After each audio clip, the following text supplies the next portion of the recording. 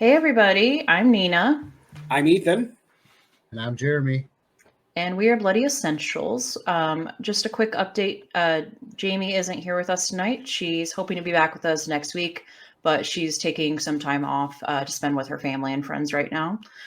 So we love you, Jamie, and we can't wait to see you back on the podcast very soon. Yes, we love you. We miss you. Yes. Love you. For those of you who don't know, Jeremy is our producer, so he was gracious enough to step in for Jamie. I don't think he's going to be as neutral in a Switzerland as Jamie, but it'll be a good time. Quick thank you to all of our listeners for supporting the show. Please continue to support the podcast by following us, leave a review. Little things like that can really help out the podcast so much. Definitely. Yeah. And shout out to our Patreon members, Rick Paulton and Swift. Guys, thank you so much for contributing to the show, going above and beyond to show your love for all of us here at Bloody Essentials. Thank you. We appreciate you. Yeah. If you want to hear your name in our episodes and receive fun little goodies from the entire Bloody Essentials team, you can join our Patreon. It's no commitment. You can donate as little or as much as you can. And you receive awesome perks like horror goodies, merch from us, and unedited episodes. And boy, those are a doozy. Those are always fun. Yeah. Monthly movie parties starting up this February 2025. So be on the lookout for that. And all of your money that you donate goes 100% back into the podcast. It helps us improve our equipment, our editing software, stuff like that. And, sometimes it helps even pay for our traveling expenses when it comes to like upcoming events and stuff. So we appreciate that very much. And I think that's it. I think you covered everything. Cool. I like that. All right. So tonight we are covering a movie for Valentine's Day. And it was, we're doing something a bit different this year, because I think last year Jamie and I covered Spring, which was more ethereal, not really horror, but had horror elements, very H.P. Lovecraft. This one is called Valentine from 2001. So there's no getting past what this one's about. Yeah, so let's start with Ethan. When was the first time you saw this movie? Oh, the first time I seen it when it first came out. I seen it in the theaters. Yeah. Yeah. So, okay. And I've watched it a few times since then. And you own it. Well, yeah, I own it. And I watched it again today, of course, just for a refresher course. But it's I'll leave all of the critiquing until the end. Okay. Well, don't wait till the end, but scatter it throughout. Yes. Right. Okay. Jeremy, what about you? I see it when I was like in high school, probably, and I knew Ethan was gonna like this because it's the teeny bopper horror movie. Teeny bopper slasher, man. That is the perfect way to describe this movie for sure. I was trying to explain it to Greg earlier this week, and I was like, "Yeah, it's along the lines of I Know What You Did Last Summer," and all those type of movies. I've got some words as how I categorize it, but we'll get into that. I bet you do, yeah. It's nothing bad. It's just not my cup of tea, but we'll get into it. It's not a bad movie. It really isn't. I've seen a lot worse lately. Oh, yes. No comment. Yeah, plead the fifth, y'all. Lately, you've seen a lot of bad movies. Yeah. Well, let me tell you, 2024 had some mixed stuff. Yeah. So, yeah. Anyways, the first time I saw this movie was 2022, actually. Oh. Wow. So it's still pretty recent for me. I'm not going to lie, when I first saw it, I really hated it. Hated it. Okay. So I was like, about revisiting it, but I'm glad we did. Well, why did you hate it when you first seen it? We'll get into it. Okay. All right. Okay. Fair enough. We'll get into it. All right. So let's do plot points. All right. So we got a lot of characters in this one. So this movie came out in 2001, just so our listeners know if you don't know already. So we open up and we're at a school dance, 1988. We have Jeremy, the character Jeremy, and he's, just going around asking. He doesn't discriminate. He's open to whoever's willing. Yep. He's just asking all the girls in his class if they want to dance. And it's just series after series of rejections. And my God, just say no. Like, Right. the the laughing at him, the ew, no, like that kind of, like, I was like, damn, poor Jeremy. Super Yeah, they Mean were- Girls. Like, are you kidding me? Like Mean Girls for sure. They were Yeah. a bunch of little bitches. Yeah. They were like, there's no way to be diplomatic about it. They Nope. really were. And then he finally gets to Dorothy, and she actually says yes. It seems like she's like doesn't really want to, but she also just wants somebody to dance with, I think. And they end up making out behind the bleachers. So there's that. Right? Good for Jeremy. And some of the other boys in the class, they start tormenting them and picking on them, and the boys are asking Dorothy, did he force himself on you? And I'm like, first off, you see this little boy? Right? Like, how? Come on. And unfortunately, Dorothy lies and says yes, which is just so shitty, honestly. And Jeremy's nose starts to bleed, and I'm only pointing that out because that is a big thing later. Yep. And we have this full-on Carrie moment, is what I have in my notes, where the Yes. boys pour punch all over him, and they strip him down in front of the entire school and just start pummeling him. And at this point, I'm like, where the hell are these teachers? Like, Exactly. where are the teachers? Where are the parents that usually chaperone these kinds of things? Like, what the hell? Like, education system really let this kid down. But we move forward. It's 13 years later, and we are reintroduced to one of the girls that turned Jeremy down at the beginning of the movie, and it's Shelley, Katherine Heigl. God, seeing Katherine Heigl, Yeah. the little baby. Totally forgot she was in this movie, too. I did too. Yeah. And it's just a little bit like it's before she even got big with Grey's Anatomy or anything. So, yeah. But anyway, she's on a really bad date with this guy who's talking very scientifically about love, and he's talking in the third person. And Jason doesn't think that it was a bad date. Jason does not think it's a bad date at all. Yeah, Jason likes the date. Jason, yeah. Jason thinks he's going to get lucky. Jason should have paid. Oh Jason my God! was- When they're talking Jason about was splitting a the bill, this She's guy like- She's like, yeah, of course, Jason doesn't want to pay. Yeah, that was like nails on a chalkboard. Like, the least a guy can do is pay for the date. Yes. Listeners, if you ask a girl out, please pay for the date. If it's not a good date, let that be the end of it. Don't ask her out again. But don't be a dick. Don't be that guy. Don't be that guy. Don't I be that am guy. shocked by the number of people, single friends I've heard from, that have told me recently that they've had countless guys not pay for the date. It's like, it's dinner. Yeah, it's ridiculous. Anyways, so, Shelley cuts that off. She goes back to school. She's studying, I think, some doctor thing. She's in medical school. Mm-hmm. And she starts to cut up a dead body, and she hears a noise, and she bumps into this guy out in the hallway. I didn't catch his name. What was his name? Do we know? I don't remember. Okay. I don't think we ever see him again anyways. No, but the corpse's name was Chad. It's Chad.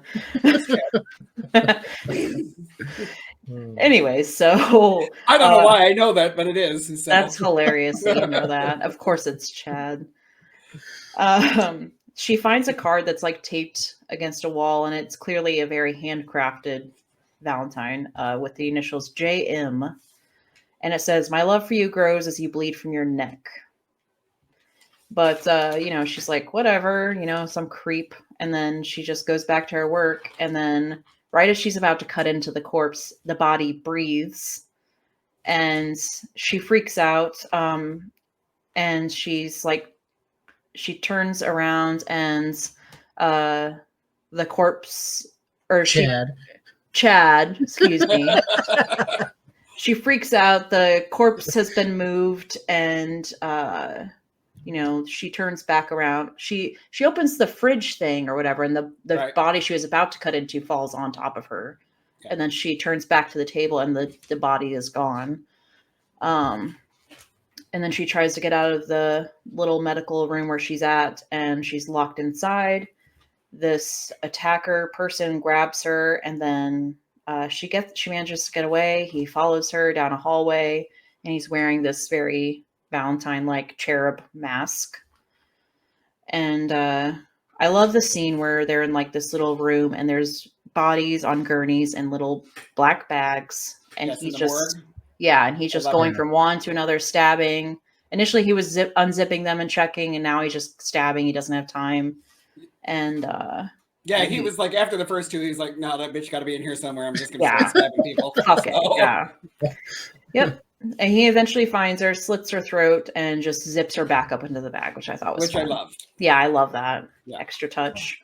The best part is when he's like walking away and it shows the blood dripping out of the bag into the container from the tube. Yeah. That was so cool. Definitely. All right. And then we were introduced to Kate and Paige, two more girls that turned Jeremy down at the beginning. And they're going to speed dating. And we've got a bad date montage. Yes. Have you guys ever done speed dating? No. Would you ever? Like, no. Pre-single? Well, I'm like, I'm married, so no. I mean, like, would you ever? Like, probably. If you were single? No, probably. I think that's just bad relationships waiting to happen. It's just, I don't know. I don't get it. Yeah, I don't either. I don't think anybody has any luck with those. I've never heard of anybody meeting their significant other from those. I just think it's a funny concept. But they learn of Shelley's demise from Dorothy. So they're all still friends, and they go to Shelley's funeral, and we meet Angel, because that's who he is in my notes. Okay. His name is Adam. But the actor played Angel in Buffy the Vampire Slayer. I'm really bummed Jamie can't be a part of this episode. So I feel like I owe it to her to refer to him as Angel for the rest of the show. We're good with that. So Angel is Kate's boyfriend, or was her boyfriend. They broke up. Apparently he's got a bit of a drinking problem, to say the least. And that's been, I think, from what they say, like, that's the big reason why they broke up initially, right? Yeah. So, he's at the funeral, and he's asking Kate to go on a date with him, go for dinner. And I mean, there could have been the other reason. She looks like she's 23 and he looks like he's 38. That might be true. I don't think that's it. That was one of my critiques of the movie. I was like, okay, they were 13 when it happened, so they're 13 years later, so they're 26, 20. Yeah. And then Angel comes out, and I was like, homie's like 38 years old. He does not match everybody else. He's always looked older than he really is, though. And now it's like you finally match your age, Yeah. So. Yeah. I was like, he just doesn't look like he should match all these other people, in my opinion. Yeah. Yeah. But he was probably about their age when they all did the movie. I'm sure he probably was. He just didn't look it. Yeah. He's always had that issue of, I look like I'm 37. It's because he's a drinker. That's why. Well, he's not in the. Makes sense now. Okay, no critiques in the movie. That is fair, actually. He's dedicated to the part, right? He's dedicated to his craft. Yeah, but Kate sees a bottle of booze in the back seat, and so she turns him down for the dinner. And we meet Detective Vaughn, who begins asking the girls questions. About where they were the night Shelley died. That he mentions this Jason Marquette. Did I get that right? Yes. Okay. I don't know why, but this confused me for much of the movie. Because anytime Jason Marquette's name was mentioned, Jeremy would somehow come up. And I'm like, am I hearing this wrong? Like, I don't know. Maybe that's just me, but I kept getting very confused anytime I heard Jason Marquette. And then just don't understand why, like, anytime Jason Marquette's name came up, who we never meet, by the way. Right. I'm like, why do they keep talking about Jeremy? Then? We did meet him. When? Jason went on a date with her. Oh! Yeah, that was Jason. I forgot that was Jason. Yeah, Jason's easy to forget. Exactly. Okay. Exactly. Jason, Well, I doesn't feel- pay, Jason doesn't pay for dinner. No, he does not. No wonder I forgot him. Okay. That makes sense now. Okay. Yeah. I should have texted you sooner. Thank you for clarifying that. No I've just problem. been sitting here for That's what 2 I'm here years, for. 3 years now, not knowing. Yeah, so they find out that Jason was the last person that Shelley saw before she died, and he is now missing. They can't find him.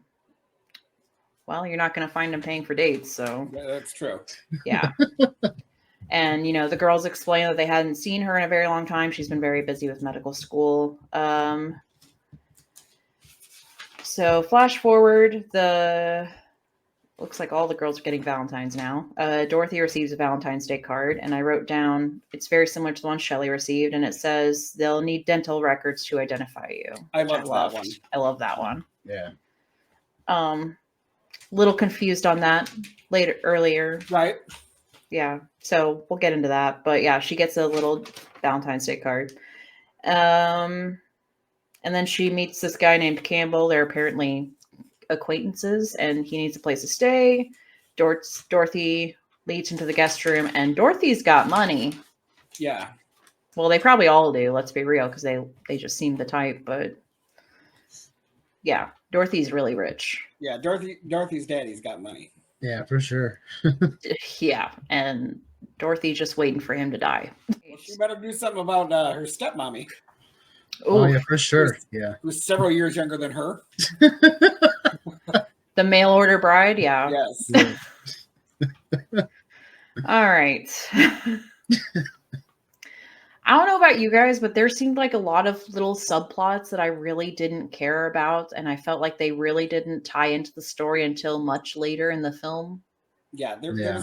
There was a lot happening. I mean, most of them made sense at the end of the film, but during the Yeah. whole process, I was like, who cares about this? Yeah. A bunch of I- loose ends. Yeah. I think they could have done it a little bit cleaner, but whatever. Anyways, we are at Kate's house. She's taking a shower, and the water just randomly turns off while she's trying to rinse her hair out. And I'm sorry, I don't care how desperate I am. I'm not sticking my head in the toilet bowl. Mm-mm. Yeah. Your poop goes there, not your head. Mm-mm. Yeah, that is facts. Like, I don't care. No, that's so gross. And she comes back out to the living room, and the door to her apartment is open, and then the elevator door is trying to close, and there's the cherub mask from earlier blocking the door. Paige and Lily, they are at home in their apartment. They're apparently roommates, and a box of chocolates and a rose are left outside with a Valentine's Day card. And they should have read the Valentine's Day card before they started munching on the chocolates, because the chocolates have maggots in them. Nasty. Nasty. I don't even know how you can I do was just that. about to say, how exactly did he get the maggots in the chocolate? I don't know, because as somebody who bakes on the regular, like Right. you have to have the chocolate melted and quite steaming in order to like mold it into a shape and then freeze it. Yes. So Okay. I don't know how any of that happened. Which, side note for our listeners, she said that she bakes. If you ever get the opportunity to have Nina's cheesecake, you have to do that because it's some of the best cheesecake that I've ever had. It's famous on both sides of the Yes. Mississippi. So just hands down, it's the best. This bitch is Betty Crocker. So go ahead. Well, don't put maggots in your chocolate. That's nasty. That's That's facts. rude. That's straight up rude. It ruins the chocolate Yeah. and the poor maggots. So we've got this dialogue between Paige and Lily, and they're trying to figure out who JM is. And, you know, they mention Jeremy somehow. And, you know, as names come up when you're reminiscing about school, and, you know, they wonder what happened to him and all that jazz. And then they go to this art gallery. And if you think Jason was pretentious, Yeah. good Lord. Yeah. And this is one of Dorothy's friends, right? Yeah. Yeah. I don't know. They all blend together. So fast forward through that. This is basically like an art exhibit about love. Basically. Yeah, sure. Yeah, sure. This artist's perception of what love is for him. Exactly. Let's just say that. And then the guys have to go to one side and the girls go to the other side, which is weird. I don't know. Okay. Right? Yeah, I don't get it. And then they have this really interesting maze scene that the women are walking through and getting different flashes of images and sounds, and nothing about this sounds great. Like he's like the male voices just sound very domineering and creepy at best. Yeah. So yeah. Lily is making out with the artist. I called him a Kurt Cobain loser. He definitely has a chip on his shoulder, and he tries to invite another girl to join them. Ugh. So gross. Like, she's like taking off her clothes and shit. Like, yeah. And well, it was his perception of love. Yeah. So gross.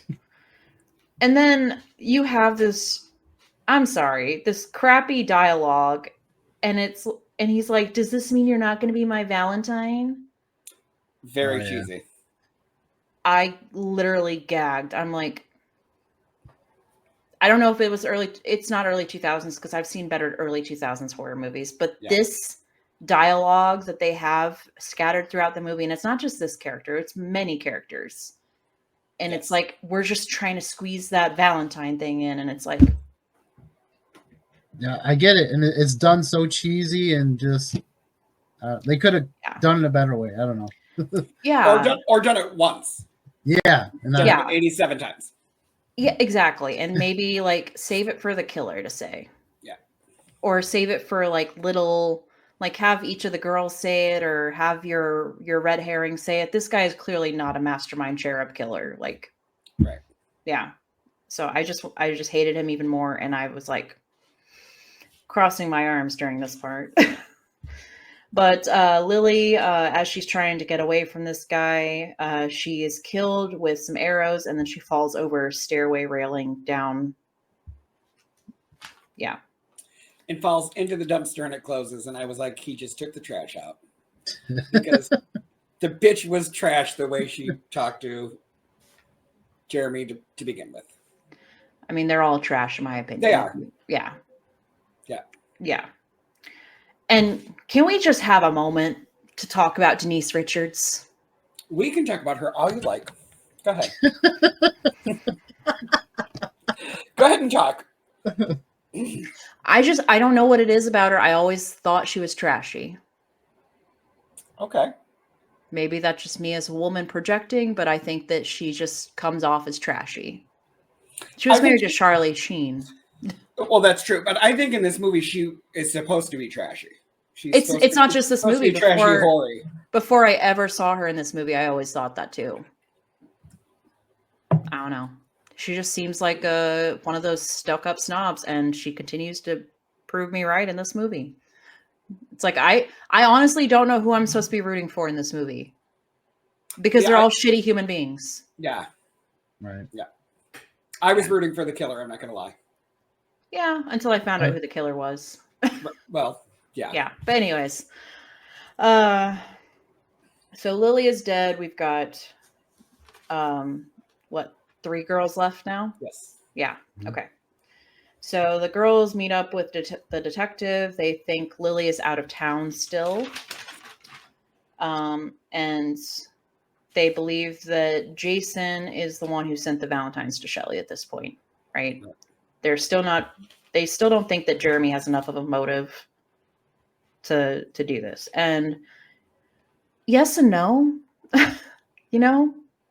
like I understand like why he would want to, but also like it was 13 years ago, so get over yourself. Well, I mean, again, yes and no. And okay, it wasn't so much that they were little bitches to him. Yeah. But he then got kicked out of school.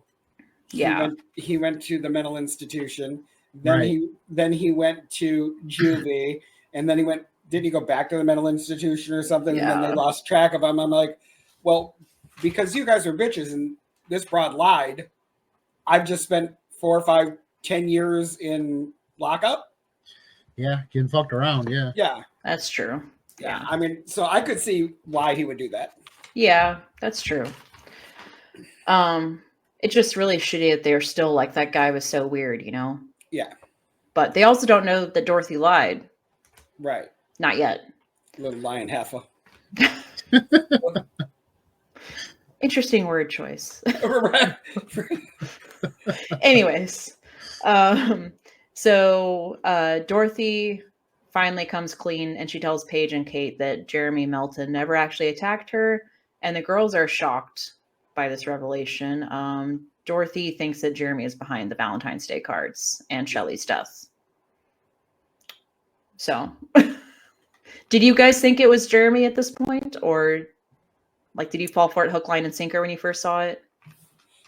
I thought it was Jeremy. Yeah. Yeah, I thought it was Jeremy.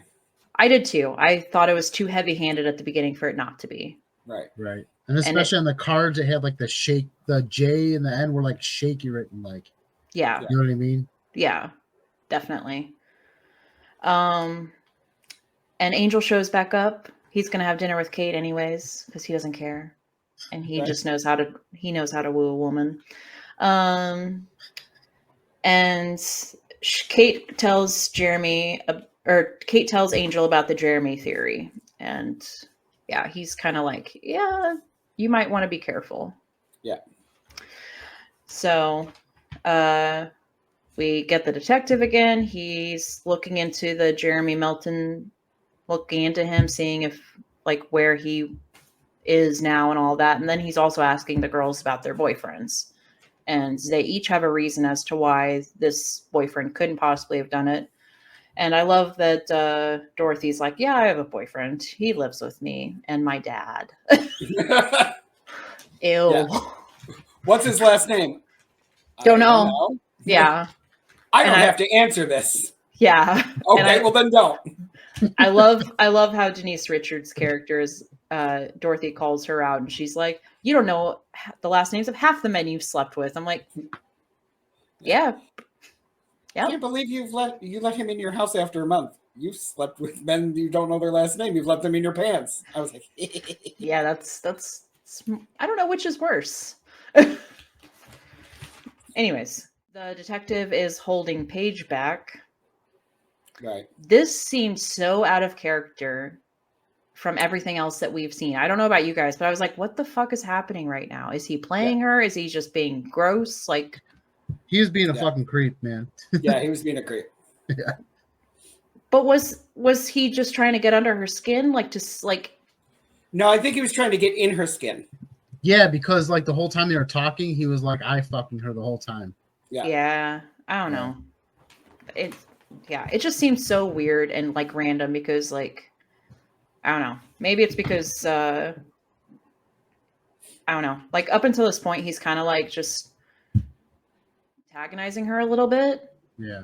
with how easy she just gives it up for guys. And now he's Right. like, well, you just give it up for anybody, as your friends clearly say. So, hi, I'm the detective. Well, I definitely think this could have been left out because it didn't add to the story. It didn't take away. It was just not. It was a Agreed. throwaway. It Yeah, was a throwaway for nothing. exactly. Totally agree.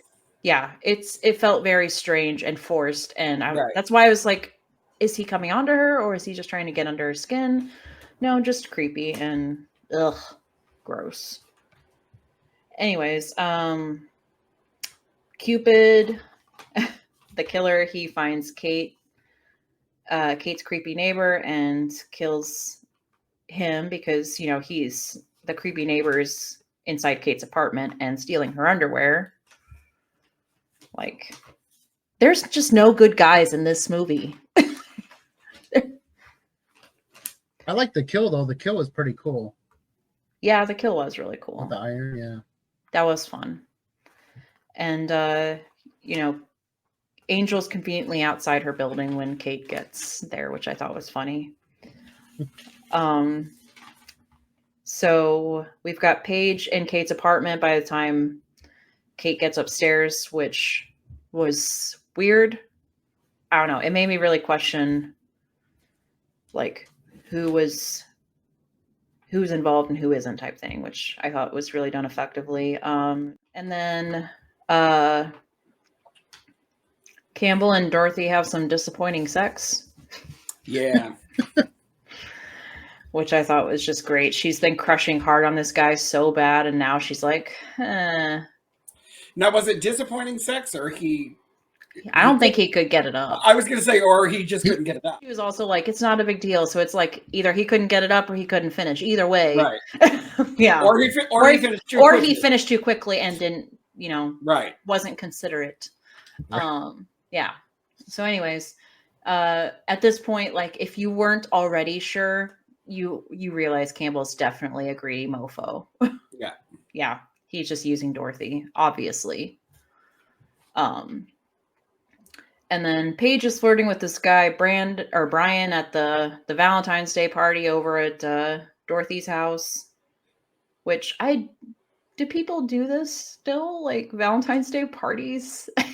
So stupid. Not that I know of. I don't know. I don't know anybody that's ever had a Valentine's Day party. I will have any excuse to have a party. Okay. So, well, please make sure it's not as bougie as that one. No. No. Yeah. Yeah. You're going to come over, eat some chips, some pizza, drink some beer, watch some movies. I mean, not no this Rolexes? one, though, right? Yeah. No Rolexes? No. God. I keep my Rolex locked up. So you don't even wear it? No. Actually. I wore it a few times, but I'm like, no. Yeah, so. That's fair. Yeah, so Brian and Paige are flirting at the Valentine's Day party, and she gets the guy upstairs or whatever, and he's a creep yet again. This whole scene I was like, why? What's the point other than yet again to remind you that Denise Richards is a badass bitch? I'm like, right. Okay. I'm not invested. It's another scene with her that's not needed. Like this scene is not needed. It's a throwaway. I feel like do anything. Yeah. I feel like they either felt obligated to add more scenes with her in it because I don't know if she was a big actress at this point or not. I know nothing about this woman other than I can't stand her. Like we all know that the kill later on with her is clearly manipulated to get her into a bikini. Right. Like who the fuck puts on a bikini, gets into a hot tub in the middle of a Valentine's Day party to cool off? Like, okay. I see what you're doing, and it's not that exciting for me. I seen what she was doing, and it was exciting for me. So I like the kill. Yes. Yeah, it could have come sooner. That's what she said. So good. Trust me, she never says that ever. That seems to be Campbell's problem. So. Yeah. Anyways, let's see. Kate finds out that Lily is not in LA after all, and she never even showed up. So there's that. So she calls the detective, and he says he's on his way. And we've got a random trust fund girl that's been like sneaking in and out of this movie. Right. I didn't add her to my notes until this time because we finally have a purpose for her. And honestly, I don't understand why we needed to throw in a random kill. Maybe because you ran out of girls and needed some fodder to throw in a random kill. But anyways, this kill was fun. I like this one. But I feel like it was just thrown in there to add to the runtime because this is a really short movie, even though it felt long to me. Okay. Anyways. And then we've got the hot tub kill with Paige. Denise Richardson. Woo. Glad you guys enjoyed that. And then the power goes out. So the party's over. Which makes it easier for the killer. Womp womp. Womp womp. Your party sucks. Party's over. Yeah. No one's having sex in this party. Nope. Kate and Dorothy accuse each other's boyfriends of being the killer. And then, Jeremy's name comes up again. And you've got this funny little "Oh Poor Me" music playing in the background. Mhm. And I'm just like, am I supposed to be feeling something for these two people? Like, I don't. But should I be? I don't know. Are you guys feeling anything? No. No. Okay. I'm glad it's not just me. It just, the music made me chuckle. I'm just like, oh, it's like Lifetime up in here. Anyways, so Kate tries to call the detective. She's outside the front of the house and she hears his phone ringing, and she finds his phone and someone's head. Whose head was that? Do That we was know? the cops. The That was the detective. cops. That was the It cops. didn't. Yeah. It didn't look like the cops to me. I don't know why. I'm just like, who? I was like looking real close to the TV. I'm like, whose head is that? There's a lot of that in this movie. I feel like I don't know who this is. Oh, and then did you catch the IOU ticket? Yeah, I was just about to say that. Angel? Yeah. Yeah, the IOU ticket she gave Angel for a Valentine's Day gift. Anyways, so Kate runs back to the house and Angel's there. He showed up earlier and she got mad at him because he was clearly drinking again. Right. And he shows up again conveniently and he's like, dance with me, and just being really weird. And Kate runs away because she obviously thinks he's the killer. Yeah. And he's slowly following her and stuff, and she is finding her friends one by one, as well as the trust fund girl that's just thrown in there. She's randomly finding her friends' bodies, and she tries to call for help on the phone, but there's a busy tone. And then she gets a gun, smart, from somewhere in the house. And we get the big reveal that Dorothy is the killer. And we get that reveal after Angel saves the day and shoots her, and Kate cries in his arms. Right. And then Angel's nose starts to bleed like Jeremy's did at the beginning. So yeah. Yeah. Okay. So basically Dorothy was just doing this because she never felt like she belonged as part of the friend group. Right. Guys. That's not enough of a motive for me. Now was Angel really Jeremy? I don't know. Hold on. Here's another thought. Do you think Angel was really the killer? And he put Dorothy in the outfit because you didn't see Dorothy hit her. He pushes Dorothy. Yep. She falls down the stairs, and then he shoots her before she can get up and say anything. I like that idea better. That's what I thought. I like that idea better because she didn't tackle at all. It would look like she was pushed down the stairs in the costume. Yeah. So that's a thought. that would make sense, and that would be interesting, especially considering Kate couldn't find Dorothy for the longest time. Yeah. So maybe he was just hiding her body. Especially with the little IOU ticket and just him showing up in just certain spots he shouldn't be.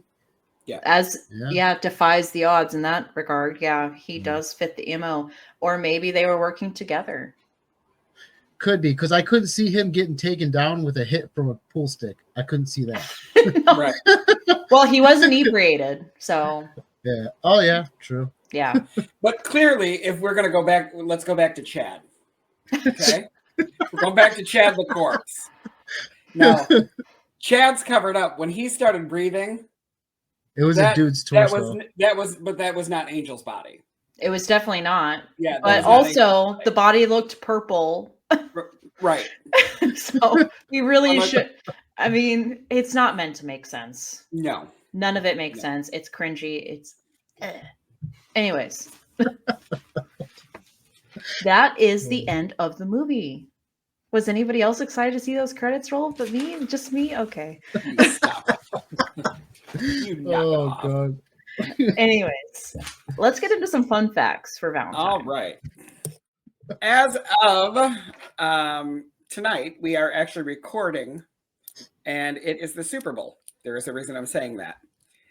This movie had a spot on the Super Bowl commercial. Yes. It was a $10 million. It was the cheapest movie to ever be, the cheapest made movie to ever be on a Super Bowl. I believe it. So that was that. Now, it's been reported that it cost $20 million to make this movie. Oh God, where'd they put it? They did. Sorry. But it wasn't that. They've come out and said, no, it only cost $10 million to make. And because it only cost $10 million to make, they had to do a lot of the shooting in Canada. Oh, okay. Yes. Angel, he shot his entire role in less than 2 weeks. Okay. Everything that he did was in less than 2 weeks. Was he with other people or was he just by himself? They didn't say that. They didn't say that part. So, because I could see it. Yeah. Denise Richards, her stunt double, had multiple cuts and bruises because of the hot tub scene. So I guess when they were actually going through there, they were actually hitting her. Yeah. So. Oh shit. Yeah. Well. Yeah. So basically, what you're saying is most of the bikini scene is not actually a Denise Richards. No. Yeah. Okay. So, this is one of the few movies that when the trailer came out in the theater, that it was a female narrative that was talking and telling what the story was. Okay. The director, Jamie Blanks, when he first read the script, he said, no, I don't want to do this movie. It's going to be a remake of My Bloody Valentine. Except My Bloody Valentine's good. Didn't even come close. But, and then obviously we know we did get a remake of My Bloody Valentine. Thank God it was better than this. Yes. And the last, oh no, I got two more. Denise Richards, she didn't even have to audition for the part. Well, of course not. They were like, we want her. She said, yes, I want to do it. No audition was necessary. She's got that tiger blood. That's one word for it. Okay, and Angel ultimately got the part of Adam Carr.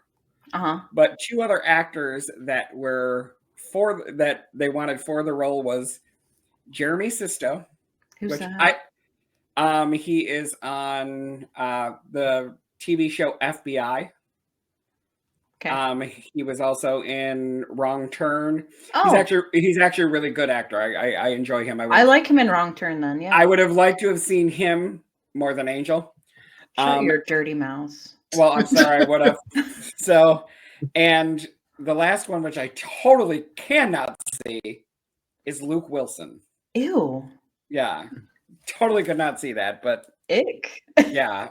So gross. Anyway, they really had a whole lot of fun facts about this. I just tried to pick the best ones. So there you go. I like it. Yeah. The mask was cool. I did like the mask. Yeah. All right, let's get into rating this movie. Jer, we'll start with you. All right. Well, movie is cheesy, but I enjoy cheesy. Teeny boppers, I'm hit or miss with teeny boppers. This one was kind of a miss for me with the teeny boppers. Some of the kills were okay. My favorite kill, I like the hot tub scene. It had a super sorority massacre to it. So with all that being said, I'm gonna give it a solid 5.5, 6. Okay. Yeah. Yeah. All right. Not mad at that. No. I mean, I'm not mad at any rating any of y'all give because horror is subjective. So, with that being said,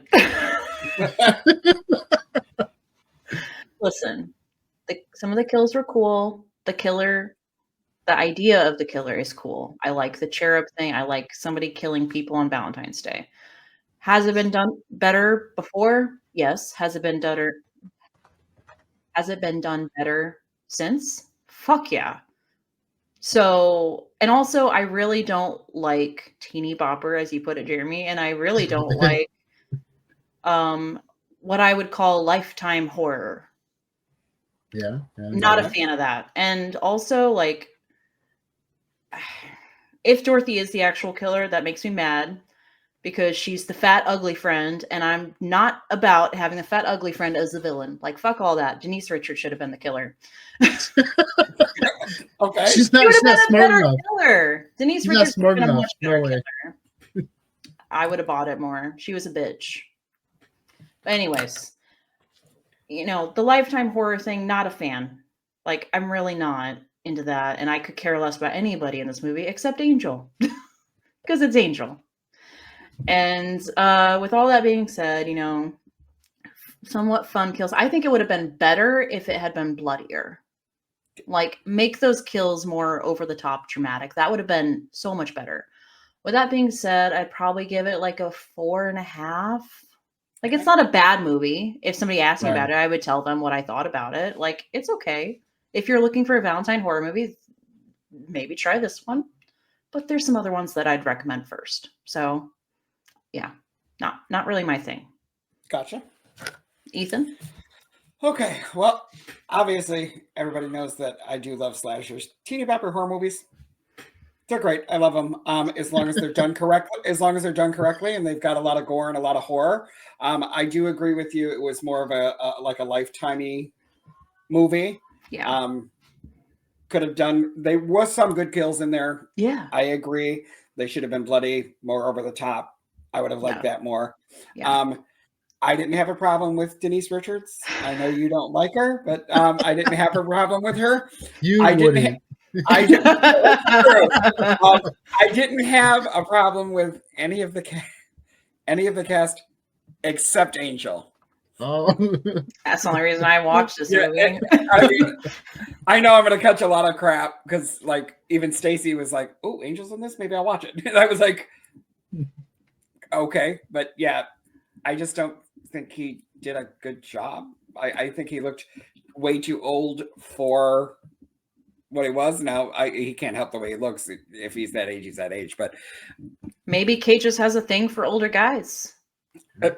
Could be. But that wasn't. I didn't think he fit there. I didn't like it. Other than that, it was a decent movie. I do 1 through 3, 4 through 6, and then 7 through 10. 7 through 10 is definitely, you have to see it. That's it. That does not fall into this category. Oh, thank God. This would be a 6 for me. It's not the worst one I've ever seen. If you haven't seen it, sure, throw it on, watch it. It's not bad to put on while you're folding the laundry. What I mean? Doing something, having some background noise. Yeah. It's worth a watch. It is, yeah. Yeah, it's worth a watch. And we don't have too many Valentine movies, We do now. Oh, right. But we don't have too many Valentine movies. So, with that being said, it's pretty good. So I would give it a 6. And if you want a palate cleanser from this shitty movie, go watch Hard Eyes. That's what this movie should have been. Definitely, yep. Yes, we've all seen Hard Eyes, and we all enjoyed it. Yeah. Do we want to briefly rate Hard Eyes? It's going to be on our letterbox, so sure. Let's rate it. Don't give any spoilers in case sure they haven't seen it, but absolutely, let's rate it. Nina, go ahead. Okay. I really enjoyed it. I thought that the opening really made me chuckle because I loved Lone Star as a kid. I love that song. So I was like, and there's a lot of fun little Easter eggs if you have been subjected to rom-coms as much as I have. And I just love the humor in it. The gore is fantastic. The acting's great. It's all great. The killer is so fun. And that's all I'm going to say, because if I keep talking about it, it's going to be too much. But I would probably give this a 7.5, maybe even an 8. I really enjoyed this movie. It was a breath of fresh air. Jer, what do you think? So me and Ethan went and seen this together. Me and him were literally laughing out loud at parts of this movie. It's funny. It's gory. There's a good storyline to it. It's just, it hits all my marks. In a movie I like, and it stays with the Halloween, with the Valentine's Day trope without going over the top or making it cheesy like all the other movies do. I give it a solid 8 for sure. Yeah, it's a good movie. You need to go see it. Definitely see it in theaters. Yeah, definitely see it in theaters. like Jared said, we seen it together, and at 5 minutes into the movie, we were belly laughing. Yeah. I mean, it was friggin' hilarious. I think they did a great job of taking the horror and wrapping it with comedy. It's a great comedy horror. The scene, the blood and the scenes, the kills were over the top, which obviously I love. The gorier, the better. I'm not going to get into the ending, but I love the ending. I was like, you got to be freaking kidding me. This is awesome. Definitely go see it. I told Jer when it was done, I was like, this will definitely be part of my physical media. Oh, yeah. As soon as the Blu-ray comes out, I'm ordering it. I can't wait for it to come out. Yes. So- This is going to be added to my regular rotation. I'm so excited to share this with, I can't wait to share this with my non-horror friends, to be honest. Like, this is a great thing to introduce to you. And they'll probably like it too.